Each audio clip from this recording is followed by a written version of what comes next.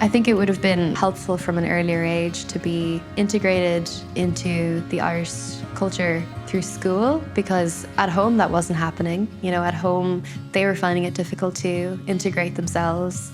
Their English wasn't that great.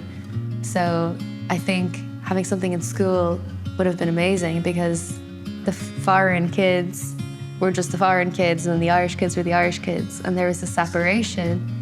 But it would have really been amazing if we could have been encouraged to like mix and get to know each other. I think learning about the Irish culture and things like that was amazing, but given that there were so many children from different backgrounds, it would have been so nice to learn about our backgrounds, or even if there was a class where we learned about the foods or the country, or to help the other children understand us better, because we were trying to understand them, and that was great, but it would have been nice to feel like they were learning about us as well. I think now I'm at an age where I want to share my culture with other people. I'm definitely more proud of it, and I love the Romanian food that we make, that my mum makes. I'm excited to try and learn how to make that myself and cook it for my friends, and bring my friends or my boyfriend back home to Romania and show them all the beautiful places that we have. It's definitely something that I've grown over the past few years to love and appreciate, and to have that dual heritage and also that perception of the world, you know? It was my first time last year being one of the pastoral members. So what we do is basically ensure that every child felt safe. Every child gets to be where they need to be, like in rehearsals, they wake up, they get fed, and a huge important, for me anyways, a huge important part of it is making sure that the social side of singing after rehearsals or after performance is taken care of. We would do speed friending and making sure that everybody knows each other from the very first day, because, you know, that's when you tackle the cliques. And I wanted to make sure that everybody had a friend of their own. For example, when they're eating, if I see a person that's not in a group, I would be like to the bigger group, oh, would you be able to, you know, accommodate that person or sit with them? And I was surprised by their accommodation and their willingness to accept like this person that they don't know. I wanted to make sure that everybody has a friend and they don't get left out, because I felt that when I was growing up. Yeah, we created the Galpod Collective, and a group of young women, non-binary people, people of colour, queer folk, migrants, refugees, just like anybody who has never seen themselves represented in Irish media. The idea is that we come together and we create the images that like we would have liked to see when we were 4 and 6 years old. So I write about dating, and I write about movies, and I write about albums that I like, and like we'll make short films about what it's like to be a young person living in Ireland, and photography projects. And the idea was that we'd learn from each other and not always relying on other people to give us opportunities. I guess we realized that we can create opportunities for ourselves sometimes, and I guess thank God for the internet for that. We've been very lucky that we've been able to create opportunities. And yeah, we've created this own little community of people who support and uplift each other, and keeping the door open for the next person.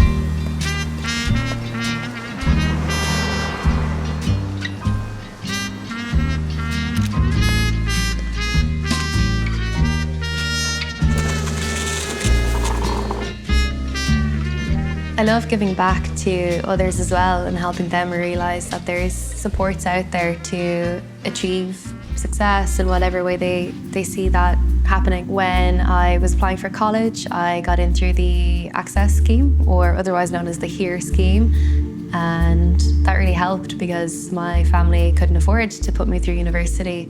So the fact that this scheme was there was brilliant. So once I got into university, I really made sure to give back. So I became an ambassador, and I was going into schools with this program, and I was kind of presenting this information and helping them see that they can also do this. I think it's really important for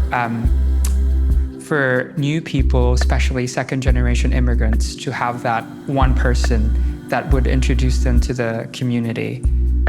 Because that's all it takes, just one person caring for you and showing you what the community is like.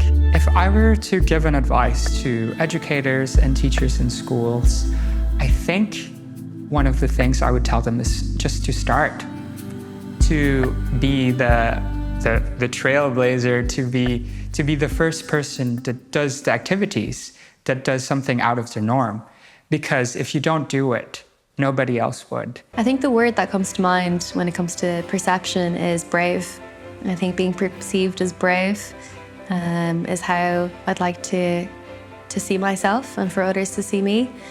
I think moving here and not knowing the language, my parents not knowing anybody, trying to integrate was a really difficult move for them, for my family. And we've just been trying our best. People always tend to ask people like, oh, what do you want to be when you're older? Who do you want to be when you're older? And I tend to push back on it because I guess me personally, I've always felt like the most pure version of myself would be 4-year-old Ashley. The Ashley before she went to primary school, and the Ashley who would play outside on the road and thought every old person was your granny and your granddad, and would sing songs and would dance. And like 4-year-old Ashley was so sure of who she was. Like she liked a certain type of music, and like if it was a movie, it had to be Incredibles on repeat, if not Cinderella. I would never run. I would walk everywhere in my heels with my handbag, and I liked the color pink, and I loved everything that I did because there was nobody else telling me that it was embarrassing to be that. So yeah, I guess as I get older, I'm trying, instead of trying to figure out, okay, I want to be this person in the future, I'm always trying to get back to that. Be like, what was Ashley when she was 4? Like, who did she want to be? What was the life that she pictured for herself? And I think, I don't know, think it's probably a goal that I'll be trying to attain for the rest of my life, but I prefer the idea of trying to come back to who I was than trying to be somebody new. What's there to hold in the light of this moon? My mind keeps searching, but my heart decides. Thoughts can be cruel, they're not mine to own. The space unravels when you let go. What's yours, it ain't mine, that energy goes today.